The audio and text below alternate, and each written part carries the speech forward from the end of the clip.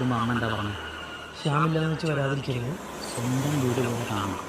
എപ്പോൾ വേണമെങ്കിലും ഒന്ന് ഉപയോഗിക്കാം. അതാ അമ്മേ അമ്മേ അമ്മേ രണ്ടാളുണ്ടല്ലോ. ഞങ്ങളൊന്ന് ഉച്ചയ്ക്ക് നടക്കാറിയപ്പോ ഒരു വെയില് നല്ല മഴ. എന്നാ ഏതായാലും ഊണ് കഴിച്ചിട്ട് പോവാ. വരൂ. ഊണൊക്കെ ഇനിയിപ്പോ ഇതല്ലേ പറഞ്ഞത്. ഉണ്ടിട്ട് പോയാ മതി. വരൂ.